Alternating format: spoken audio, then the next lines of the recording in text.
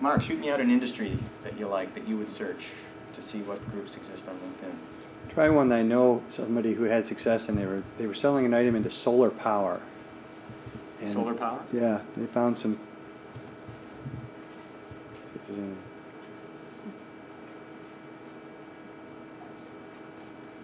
You have 64 groups that in some way are listed under a search for solar power. They will be listed, these are organic search results, there's no paid search results. This isn't like you can gain an advantage in Google by paying per click. All of these come up in terms of frequency of keyword usage and members. So 19,015 members in this group, it's going to decrease from there. So all we need to do is just kind of scroll down, and you can get an idea that on this first page, there's all sorts of groups dedicated to solar power, education, information, and people who work in that arena. And there's 7 pages. We'll go to the next page. Notice the membership.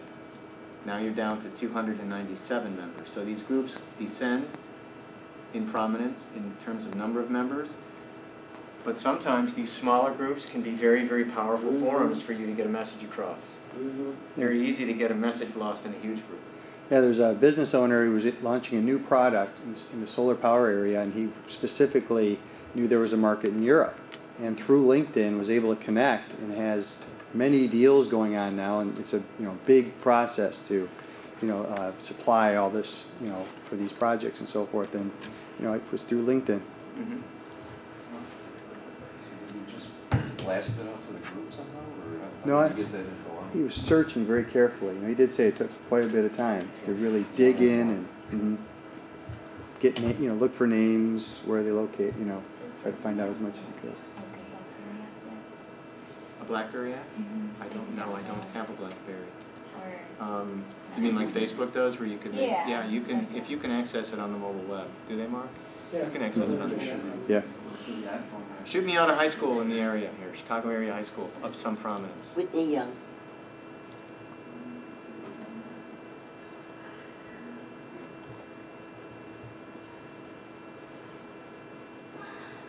Well, unless there's another Whitney Young somewhere. This would be your Whitney Young Alumni Association. I went to New Trier. I'm a member of the New Trier Alumni Network on LinkedIn. Gary's also a member of the New Trier Alumni Network. You just can't make the next dinner. Here's an example of the group power of LinkedIn. I get an email out of the blue from a woman who is the head of this New Trier Alumni group. She finds me because in my profile I have New Trier listed as a high school, so she knows everybody. I mean, technically she could do a New Trier search and find all the members. And what she did was she personally invited all New Trier alumni to join this group. It was pretty cool for me. Like some people, I had a better high school life than a college life, and I was just recently reconnected with the very tight nucleus of people that I was close to in high school, thanks to Facebook. And I was certainly game to check out an alumni association that was advertising for a get-together, a dinner. And she put it down the pipeline, and I kept track of the thread, and all these RSVPs started floating in from people who were going to go to this dinner, which was at the Pacific Rim in Northbrook. Nice place. And I thought, you never know. I'm a networking guy. I like to network. I like to meet people. I like to press the flesh. I like to talk. So I go there, and 13 people showed, but there were some good people there. And right off the bat, I met someone who since has become very instrumental in developing an area in my business that I'm looking to pursue. And now the reins have been handed to me because Linda, this woman who headed up the alumni group on LinkedIn, saw that I was really excited and enthusiastic about it. So now I'm the guy planning the next dinner, which we're going to start to do every 2 months now. So this is the New Trier Alumni LinkedIn group on LinkedIn. It's a networking group, and you just never know.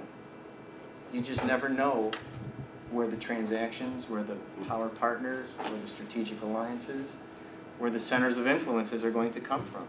And this is the commonality that we all had the same high school. Are there any absolute no's, things that we should not do on this? So I don't make all these mistakes. Right? You tell me. I don't What know. would you- This is new to me.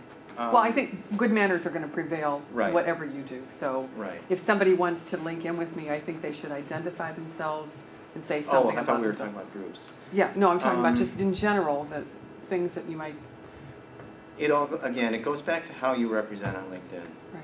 And there's some reading between the lines that's required. There should be no avenue of deception taken by anyone. These are people who are reaching out for the purpose of trying to make a connection. You know, we're all trying to help each other. This is a tough economy, and the more, No, I understand that. Yeah. I understand it. But certain things I'm talking about in a technical way. Don't do this, don't do that. oh, and a technical, you Yeah, mean like right. booby traps and stuff? Or just things that maybe you might know that no one else does. Like read the service agreement? Yeah, right. Yes. I read the Yes. service agreement for this group and told Mark, I'm not signing this, and he said, just come anyway. I was on the phone with Mark today, and Was the that people about that me? we were talking about earlier on the highway. First and last name. Here's JD's tip for the day. I'll give you a Okay. couple tips you can Yeah. take away. Do not put anything but your first and last name in the name fields. They're now looking at people who are putting email addresses in the name field. They're looking at people putting company names in the name field. That is, according to them, a non-level playing field and a violation of the terms of use. So I always have my clients put first name, last name in the first name and last name field. Save the, the other search engine stuff for the professional headline, which is underneath. Maybe I should read that agreement. It's a good idea. I'm going to reread it. No, really, yeah. Another helpful hint. Let's go back to, we've come to the helpful hint portion of the program.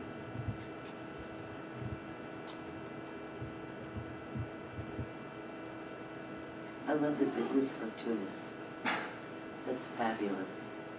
Well, thank you very much. That would make me interested. This area right here, there are two areas here that will telegraph fluency in LinkedIn to people who are checking you out. Personalize your website URLs and personalize your LinkedIn public profile URL. What do you mean personalizing? You see what I've done here? This is a link to my website. Right. It says www.owlishcommunications.com, which is my business. Right. Takes you right to my website, as opposed to my company. What a lot of people do is they'll see the my company, which is a default URL listing, and it comes up as my company with underlined. Is that good? Is that appropriate? This is more professional. Personalize the company, website okay. URL. There's a way to do it. You just click on other. I'm not in my, if I go into my edit, it might ask me for my password here. We'll see. We'll close our eyes.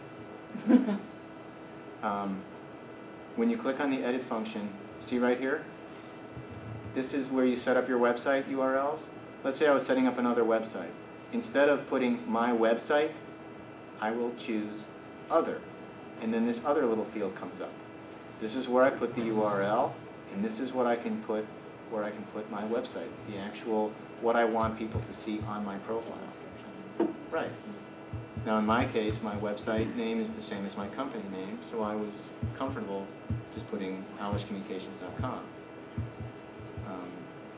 Let's say I had a blog site, and I wanted to take people right to my blog site.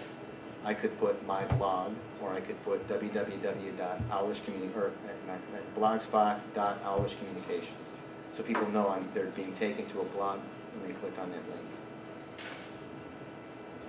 Questions on that? Yeah. So I've got a website. So the first one I would put my website. And the second down I have a blog. And so just put other and then type it in? Right. Whatever, okay. Click other, So and go that up. automatically sets up the third field for you. You want to say my blog? Oh wait, Well, there's you one that have says- my blog here, but if you do my blog, it's just going to be a URL here, wherever it's going to take the visitor, but it's going to say my blog on the LinkedIn profile, as opposed to saying whatever your name is